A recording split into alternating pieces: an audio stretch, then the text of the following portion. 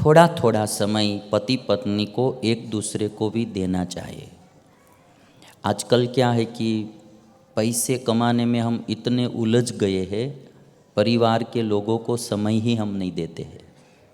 थोड़ा थोड़ा समय परिवार के सभ्यों को भी देना चाहिए। थोड़ी देर कभी माता पिता के पास भी बैठना चाहिए, कभी पुत्र को भी पूछना चाहिए बेटा कौन सी। कभी कभी कोई कोई पिता को तो वो भी पता नहीं कि मेरा लड़का किस कक्षा में पढ़ रहा है, क्या पढ़ रहा है। इतनी स्पर्धा में हम उलझते जा रहे हैं, पैसा कमाना, वो करना, परिवार को कोई समय ही नहीं देते। कभी कभी थोड़ी देर पत्नी के साथ भी बैठना चाहिए। पूरे दिन वो अकेली ही घर में होती है, शाम को आओ तो थोड़ी देर पत्नी के साथ बैठो, थोड़ी बात करो, थोड़ा हंसी मजाक भी करना चाहिए। भगवान श्री कृष्ण को 16,108 पटरानी थी, 16,108। एक स्कूल में शिक्षक ने पूछा था कि दुनिया का सबसे राजनीतिज्ञ पुरुष कौन, तो एक विद्यार्थी ने कहा कि भगवान श्री कृष्ण। तो शिक्षक ने कहा कि वो कैसे, तो कहा कि आजकल के लोग एक पत्नी में ऊब जाते हैं, 16,108 का कंट्रोल करना वो राजनीतिज्ञ पुरुष से ही हो सकता है। 16,108। और सभी के साथ भागवत में लिखा है कि भगवान कृष्ण सभी के साथ मिलजुल कर रहते थे, आनंद से रहते थे, कभी कभी हंसी मजाक भी करते थे पत्नियों के साथ। तो संसारियों को पत्नी के पास थोड़ी देर बैठना चाहिए। कोई एक पत्नी ने कहा है कि नहीं कहती हूँ आपसे कि हार लेकर आओ, जब बाहर से घर आते हो तो नहीं कहती हूँ आपसे कि हार लेकर आओ, पर जब आते हो तो एक मुस्कान साथ लाया करो। घर आते हो तो थोड़ा एक मुस्कान के साथ मुझे प्यार से बुलाओ, कैसी हो, क्या है हाल, इतना तो कहो। हार की जरूरत नहीं है, कम से कम एक मुस्कान तो दे दो।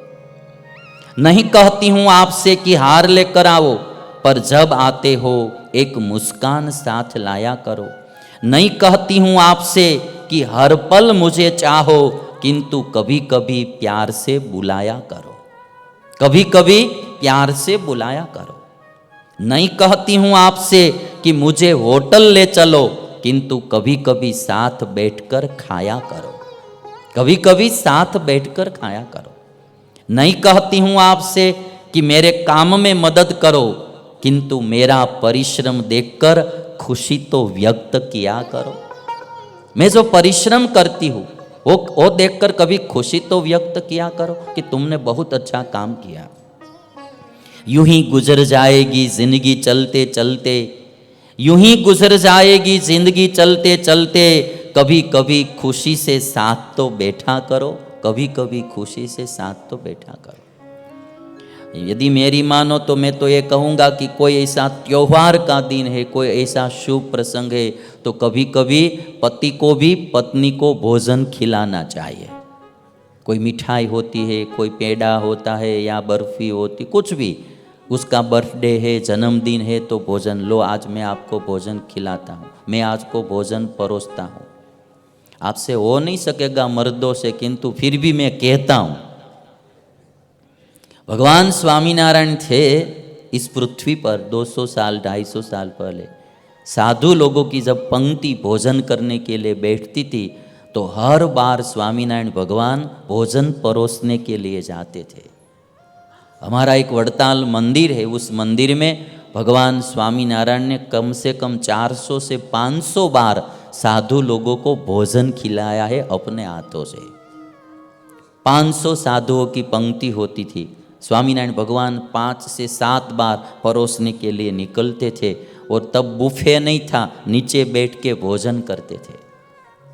जब प्यार देंगे तो प्यार मिलेगा, ये तो बात पक्की है। तो परिवार में भी कभी माता पिता को भोजन परोस के खिलाना चाहिए, कभी पत्नी को भी। पत्नी हर दिन भोजन परोस के खिलाती है, तो कभी कभी पति को भी अपनी पत्नी से प्यार से भोजन करवाना चाहिए। शिव और पार्वती दोनों प्यार से रह रहे हैं।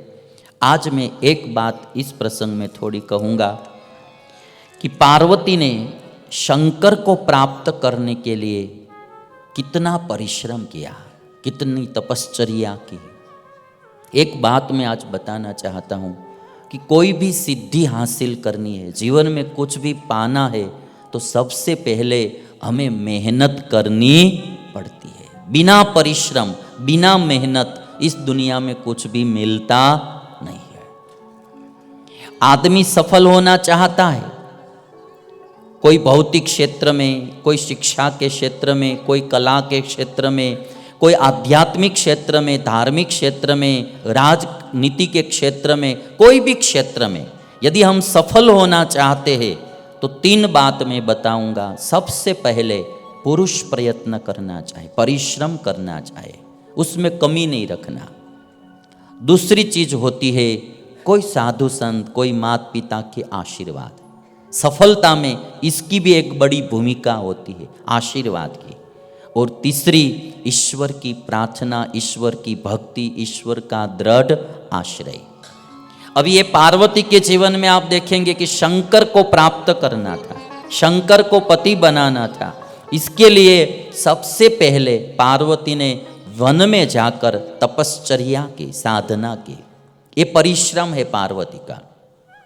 फिर भी शंकर नहीं मिले तो गुरु नारद से दीक्षा, मंत्र दीक्षा ली और गुरु नारद से आशीर्वाद लिया। एक भूमिका आशीर्वाद की भी होती है। और आशीर्वाद लेने के बाद भी जब सभी देवताओं ने शंकर से प्रार्थना की कि हमारा कार्य करने के लिए आप विवाह कीजिए, और तब सभी देवताओं की प्रार्थना से शंकर ने कृपा की कि चलो तो अब मैं पार्वती से विवाह करूंगा। तो एक अनुग्रह है ईश्वर का भी। जीवन में सफल होने में ये 3 पॉइंट सबसे बड़े हैं। पहला पुरुष प्रयत्न, मेहनत, वो करनी ही चाहिए।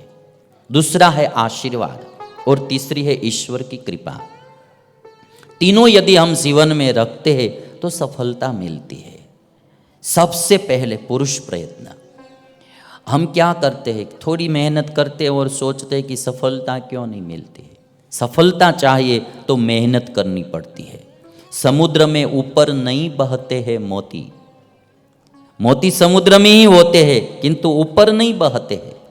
समुद्र में ऊपर नहीं बहते हैं मोती, होते हैं गहरे पानी में मोती। समुद्र में ऊपर नहीं बहते हैं मोती, होते हैं गहरे पानी में मोती। मांगता है परिश्रम बिना फल दुनिया में, मांगता है परिश्रम बिना फल दुनिया में। बैठकर किनारे चाहता है मोती, बैठकर किनारे चाहता है मोती। ऐसे मोती नहीं मिलेगा, उसको तो मर्जिया बनना पड़ता है और समुद्र में डुबकी लगानी पड़ती है। कई बार खाली हाथ आते हैं, बाद में मोती हाथ में आता है। बिना परिश्रम किए कोई सफलता कभी भी नहीं मिलती है। परिश्रम तो करना ही पड़ेगा।